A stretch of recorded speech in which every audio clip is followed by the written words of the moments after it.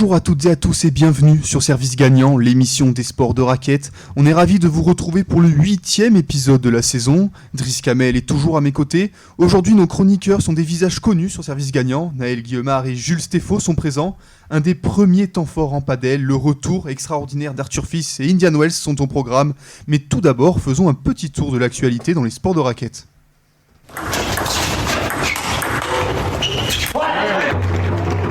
Les huitièmes de finale se poursuivent ce soir à Indian Wells. Carlos Alcaraz et Novak Djokovic sont au programme. Hier, le Français Arthur Fils a créé l'exploit face au numéro 8 mondial Félix Auger-Aliassime en 2-7. Yannick Sinner a eu du mal à se défaire de l'espoir brésilien Joao Fonseca. Le numéro 2 mondial a dû effacer 3 balles de 7 et faire face à 2 tie-breaks.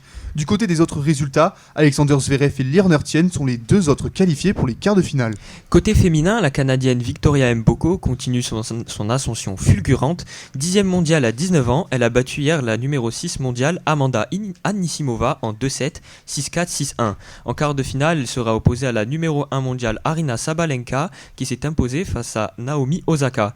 Énorme déception pour la numéro 7, Yasmine Paolini, qui s'est inclinée face à Talia Gibson, 112e mondiale. Au programme, ce soir, le remake de la finale Roland-Garros 2023 entre Muchova et Swiatek. Rybakina, Svitolina et Pegula seront également de la partie. La cousinade s'est relancée à Indian Wells, mais cette fois-ci, du même côté du terrain, Valentin Vacherot et Arthur Rinderknecht participent au tournoi double ensemble. Après avoir sorti Daniil Medvedev et Lee Tien au premier tour, les cousins ont dû faire face à la légende vivante Novak Djokovic et Stefanos Tsitsipas. Et une nouvelle fois, la paire franco-monégasque s'est imposée en 2-7, 7-6, 7-5. En quart de finale, ils affronteront la paire 100% composée de Russes, Karen Khachanov et Andrei Rublev. En badminton, les frères Popov se sont inclinés en quart de finale de l'Open d'Angleterre face à la paire coréenne Kim Seo. En simple, Christo s'est aussi incliné en quart de finale face à Lim Chun-hui en 2-7. En tennis de table, déception pour Alexis Lebrun qui s'est incliné face à sa bête noire Patrick Francisca dès le premier tour du WTT Champions de Chongqing. C'est la 5e défaite en autant de rencontres pour le Français face à l'Allemand. Félix Lebrun fera son entrée demain face à Han Yae-yoon aux alentours de 11h30. Passons désormais aux chroniques.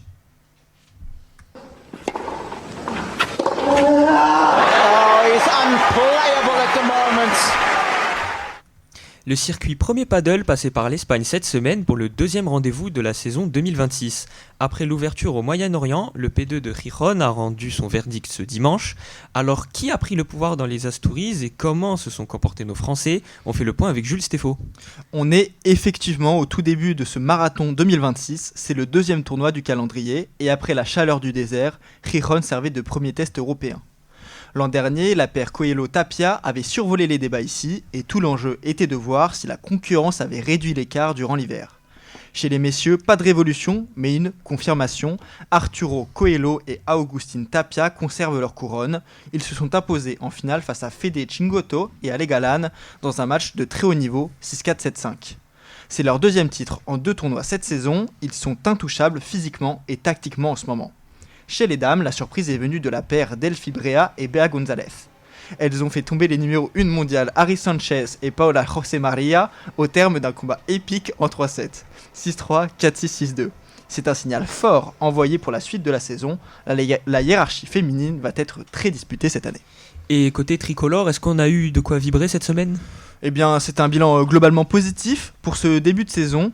Alix Colombon, notre numéro 1, associée à Julieta Bidaoria, s'arrête en 8e de finale. Elle tombe avec les honneurs face à la tête de série numéro 3. Alix montre qu'elle est bien installée dans le top mondial. Il manque juste ce petit déclic pour aller chercher un quart de finale régulier. Chez les hommes, la grosse satisfaction vient de Thomas Leigh, associé à l'espagnol Fran Ramirez. Il a réussi à s'extraire des qualifications pour atteindre le deuxième tour du tableau final, donc les 16e. Il s'incline face à une paire du top 20, mais le niveau de jeu produit par le champion de France est très encourageant. Pour les autres, comme Dylan Guichard ou Léa Godalier, le parcours s'est arrêté prématurément en qualification ou au premier tour, mais on sent quand même que le niveau moyen des Français progresse tournoi après tournoi. En résumé, ce P2 de Gijón confirme que Coelho et Tapia sont les patrons, mais que chez les dames, le trône vacille. Pour nos Français, les bases sont posées. Et la prochaine étape se déroulera en Amérique latine avec le P2 de Puerto Cabello. Merci Jules.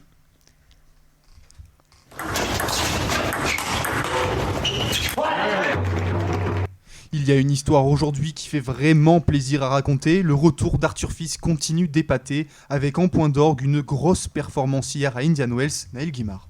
Et ce retour, il a pris une nouvelle dimension avec cette victoire hier. Le Français de 21 ans a signé une performance très solide en battant le Canadien Félix Auger-Aliassime, actuel numéro 9 mondial. Victoire en 2-7, 6-3, 7-6 avec un tie-break extrêmement accroché, remporté 11 points à 9 alors qu'il perdait 5 points à 0. Une rencontre maîtrisée dans l'ensemble, un premier set très propre où Fils n'a quasiment jamais été inquiété sur son service et un deuxième acte beaucoup plus tendu où il a su garder son sang-froid dans les moments décisifs. Ce qui est marquant, c'est la manière face à un joueur du top 10 en pleine confiance. Fils a proposé un tennis très agressif, très propre au service et surtout beaucoup de solidité mentale dans le tie-break final. Il n'a pas concédé la moindre balle de break dans le premier set et a dominé de nombreux échanges au fond du court grâce à son coup droit puissant. Qualification pour les quarts de finale à Indian Wells et surtout un message envoyé au circuit. Arthur Fils est bel et bien de retour. Pour comprendre la beauté de ce retour, il faut se rappeler d'où il revient. L'an dernier, la trajectoire d'Arthur Fils s'est brutalement arrêtée à Roland. Depuis longtemps, il traînait une blessure au dos et d'un coup tout lâche. Après ça, il a tenté de revenir au Canada mais rien n'y fait. Élimination dès le premier tour et retour à l'infirmerie. Autant dire qu'à ce moment-là, beaucoup avaient déjà quitté le train Arthur Fils, mais depuis le début de la saison, les signaux sont extrêmement positifs. D'abord, il y a eu la reprise à Montpellier avec une première victoire rassurante après plusieurs mois sans compétition, puis très vite une montée en puissance spectaculaire avec une finale à l'ATP 500 de Doha où il n'a été battu que par le numéro 1 mondial Carlos Alcaraz. Et maintenant cette très belle campagne à Indian Wells avec déjà plusieurs victoires solides et ce succès marquant face à un joueur du top 10. En clair, Arthur Fils est en train de prouver deux choses. La première, physiquement, il est revenu après une blessure au dos qui pouvait inquiéter à son âge. Il enchaîne les matchs, les gros combats et il tient le rythme. Le deuxième, son potentiel n'a absolument pas disparu. Au contraire, on retrouve tout ce qui faisait sa force, un jeu très puissant, une grosse capacité à dicter l'échange et surtout une personnalité de compétiteur qui ne lâche rien dans les moments chauds. Et c'est pour ça que ce succès d'hier est peut-être plus important qu'il n'y paraît parce que au-delà d'un quart de finale dans un Master 1000, il symbolise quelque chose de plus grand, c'est le retour d'un joueur qui était l'un, voire le visage de la nouvelle génération du tennis français. Et quand on voit le niveau affiché ces dernières semaines, une chose est sûre, Arthur Fils est de nouveau un nom à surveiller de très près sur le circuit ATP. L'année dernière, Arthur Fils avait atteint les quarts de finale. Il atteint donc une deuxième fois d'affilée son meilleur résultat en terre californienne. Il affrontera le numéro 4 mondial Alexander Zverev pour une place en demi-finale. Un nouveau grand défi. Match point. Bon, mes chroniqueurs Idriss, maintenant on va peut-être parler un peu plus en détail de ce retour d'Arthur Fils. Est-ce qu'il vous a convaincu? Est-ce que vous le voyez titiller Alexander Zverev? Jules, j'aimerais avoir ton avis là-dessus. Bah oui, c'est sûr que quand on voit le niveau de jeu affiché, c'est convaincant, mais j'ai l'impression qu'avec Arthur Fils, c'est toujours la même chose. C'est convaincant jusqu'à ce que... Bon, pour l'instant tout va bien, mais peut-être qu'il va rechuter. Toi, tu crois à une petite rechute d'Arthur Fils dans les prochains mois? Bah tout dépend de comment il a géré son truc. J'ai quand même l'impression qu'il a pris son temps pour revenir. Totalement, justement, parce trompe. qu'on avait vraiment beaucoup d'échos comme quoi son dos était massacré, puis il sort cette vidéo où finalement il dit que son dos va mieux, mais qu'il prend son temps pour revenir. On avait beaucoup de doutes, beaucoup de personnes pensaient qu'il ne reviendrait pas, et au final, ce retour est plus qu'éclatant. Montpellier, il fait des belles performances. À Doha ou Dubaï, je crois que c'est Dubaï, il fait finale. Et là, Indian Wells, il élimine Félix Auger-Aliassime. Et toi, tu crois de toute façon, avec les profils fragiles comme ça, sujets aux blessures, c'est toujours la même chose. Hein. Des fois, il y a des déclics et ça tient, et des fois non. Donc, on verra. Mais j'espère, évidemment, du plus profond de mon cœur, que ça va tenir cette fois-ci. Naël, tu partages cette vision du futur d'Arthur Fils? Ouais, moi je suis même peut-être encore un peu plus positif en voyant le match d'hier. C'est vrai que l'année dernière, il y en a beaucoup, comme je l'ai dit, qui avaient quitté le train. Il y en a beaucoup qui ont dit bah c'est bon, il est fini, on le reverra plus au haut niveau. Là, cette saison, je trouve ça très impressionnant. Sa finale contre Alcaraz. Bon, après, voilà, c'est contre Alcaraz, mais bon, il a quand même fait tout le parcours qu'il avait fait avant pour cette finale. Et là, à l'Indian Wells, des matchs très rassurants, et surtout contre Félix Auger-Aliassime. Mais franchement, vous avez pas l'impression, enfin moi, c'est mon impression qu'il est revenu plus fort qu'avant. Vous avez Driss, peut-être, t'as pas l'impression qu'il est revenu avec des armes bien plus fortes? Moi, par exemple, quand j'observe ces matchs, j'ai l'impression qu'il est beaucoup plus régulier dans l'échange. Ouais, c'est ce que j'allais dire. On sent qu'il est plus régulier, et puis le match d'hier contre Auger-Aliassime, il montre qu'il peut encore aller titiller les joueurs du top 10. Tout à fait. J'ai l'impression qu'en fond de cours, en ce moment, il est vraiment injouable. Il ramène tout, quoi. Il ramène bien. tu as tout à fait raison. C'est qu'avant, Arthur Fils, il avait cette problématique de vite lâcher l'échange. Il le dictait, tu l'as dit Naël dans ta chronique, il le dictait, mais il allait quand même faire beaucoup de fautes. Et là, on a l'impression que pour aller chercher le point, il n'y a que finalement Alcaraz qui a vraiment très bien réussi. Mais bon, c'est Alcaraz, c'est le meilleur joueur du monde actuellement et de large. Mais quand en face, il a un joueur qui va pas réussir à le mettre à mal sur son coup droit ou sur son revers, t'as Arthur Fils qui renvoie tout et agressif quoi. Je sais pas si vous avez finalement cette impression. Ouais, c'est sûr qu'on a l'impression qu'il est meilleur, qu'il est revenu encore plus fort, mais après voilà, pour le moment c'est encore le début, ça reste à confirmer. Je pense qu'on doit pas s'enflammer pour le moment, mais c'est impressionnant. Carrément, et surtout que ce genre de jeu, alors je sais pas si c'est une expression qui s'utilise, mais c'est un peu du tennis pourcentage. Ça passe sur certaines périodes. Mais ensuite, tu penses, toi t'es dans cette état quand même. On sent que t'es un peu pessimiste. Je suis pas pessimiste, mais c'est comme, on s'enflamme toujours très vite. Déjà, faudrait qu'il gagne quelque chose.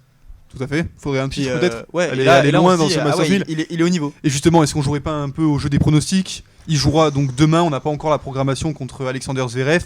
Un Alexander Zverev qui est pas dans une forme extraordinaire. Il a quand même fait demi-finale à l'Open d'Australie et on s'est dit que là peut-être qu'il serait de retour au meilleur niveau, mais est-ce que vous pensez qu'il va aller chercher quelque chose face à Zverev donc demain, Driss ?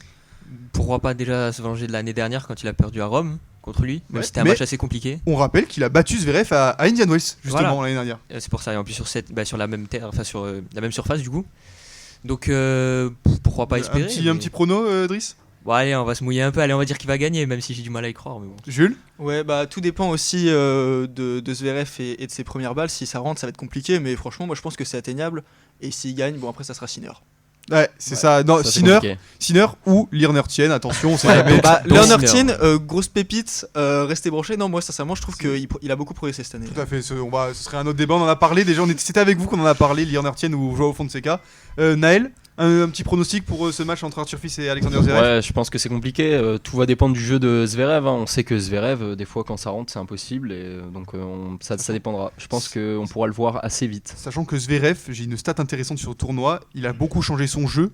Il est maintenant beaucoup plus agressif. C'est-à-dire que si vous preniez l'an dernier sa moyenne de placement sur le terrain, il était 1m50 derrière qu'aujourd'hui. Donc c'est un joueur qui est devenu beaucoup plus agressif. On va voir. Je pense que pour Fils, que Zverev soit plus agressif, c'est pas forcément une mauvaise chose. Justement, et oui, t'as tout à fait raison, ça peut peut-être arranger les choses de Fils, on verra. Demain, moi je me mouille, Arthur Fils en 2-7. En 2-7 je vois Arthur Fils. C'est peut-être pas objectif, mais j'y crois. Maintenant qu'il a battu Aliassime Prime, on peut le dire. Aliassime, peut-être pas Prime, hein, on se souvient d'Aliassime. Ouais, mais il est bon en ce moment quand même. Il est bon, ça c'est sûr, c'est indéniable. Il est vraiment très fort. Mais donc autour de la table, on est un peu mitigé. Non, on n'est pas mitigé. On observe un retour à un très bon niveau et on espère que ça continuera. Exactement. Bon, merci pour ce petit débat qui était vraiment très bien et très bien construit. François, tu vas pouvoir nous lancer. On va faire le quiz. François va nous rejoindre. Allez, c'est parti. Alors, mes chroniqueurs, François, Driss, j'ai préparé un petit jeu différent de ce qu'on fait d'habitude sur Service Gagnant. C'est un Je suis qui, donc un qui est. Okay.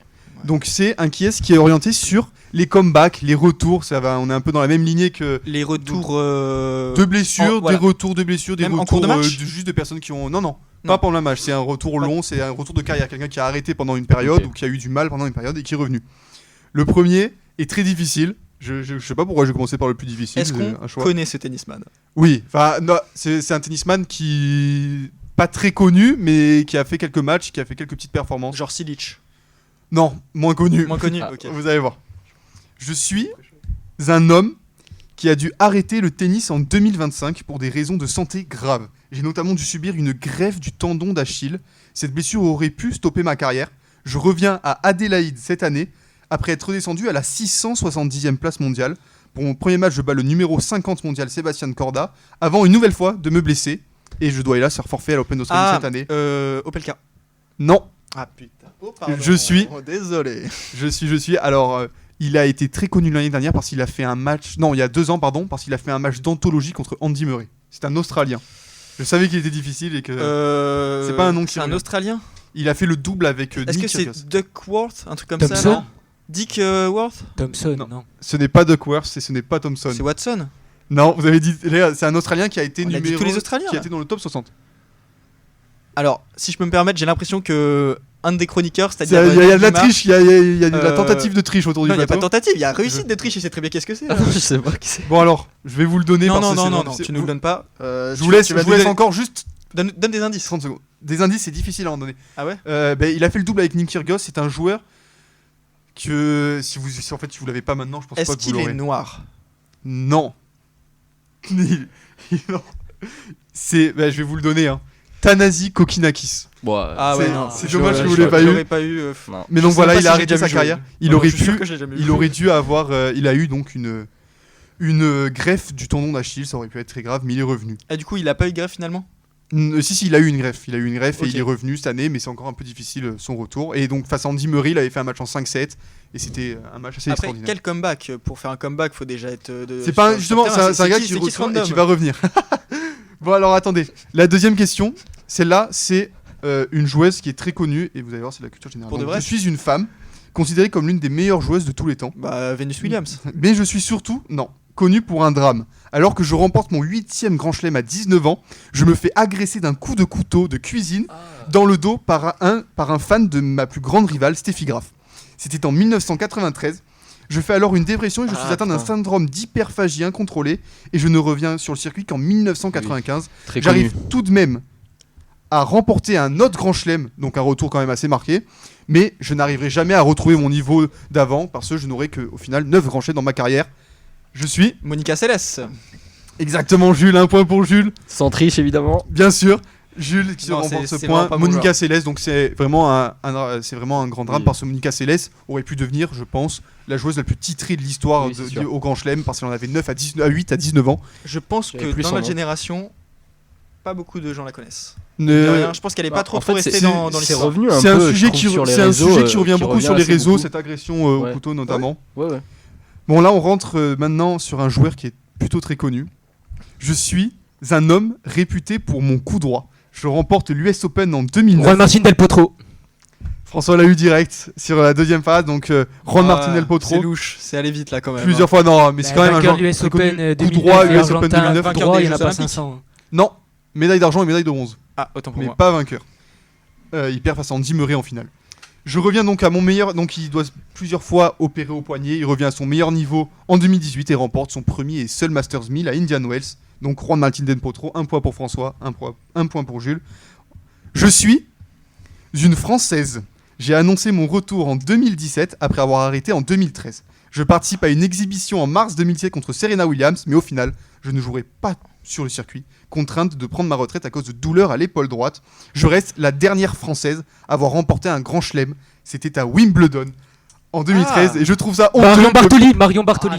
Là, La c'était- vérité, Marion sais- Bartoli. Vous ne l'avez pas eu jusqu'à la dernière, c'est un peu difficile parce que Marion Bartoli, ça reste quand même une légende du mais tennis surtout français. qu'elle est parce que- encore présente dans le milieu, elle est consultante pour Exactement, France c'était TV. c'était la phrase d'après. Elle anime aujourd'hui une émission sur RMC Ouais. qui porte son nom, le Bartoli Time. Et donc voilà, Marion Bartoli qui a arrêté sa carrière quelques mois après Wimbledon et qui avait repris, mais de façon très éphémère. Dernière question, pour l'instant c'est François qui est devant. Ouais, mais il est même pas sûr. Alors là, si vous l'avez pas, celui-là, si vous l'avez pas, je vais être un peu vexé. Je suis un homme qui revient à son plus haut niveau en 2017. Roger Federer. Ah non, Ben, revient plus au niveau 2017. c'est. Non, mais je le vois, il a des Et non, a il des a pas, jumelles, il a là, pas est en train vu, de regarder non, ton non, écran. il a pas eu, il n'a rien vu. C'est magouille ça. Et donc, durant ces 4 ans sans titre, il se blesse notamment au genou. Il descend même à la 16e place mondiale. C'était la première fois depuis 14 ans qu'il sortait du top 10. En 2017, il fait un retour remarquable. Il remporte l'Open d'Australie dans une des finales les plus marquantes des dernières années face à Rafael Nadal. Et donc, je suis Roger Federer. Bravo François pour cette victoire. Merci Jules, merci Naël, merci Driss de m'accompagner Surtout toujours. merci à toi Merci pour à toi. l'émission et l'invitation parce qu'à chaque fois c'est quand même un plaisir. Et puis Merci. on s'amuse et c'est ça le plus important. Eh ben merci beaucoup. On se retrouve mercredi prochain pour un nouvel épisode de Service Gagnant. On fera un petit débrief d'Indian Wells et on annoncera le nouveau Masters 1000 de Miami. Merci à tous, passez une bonne soirée. Salut!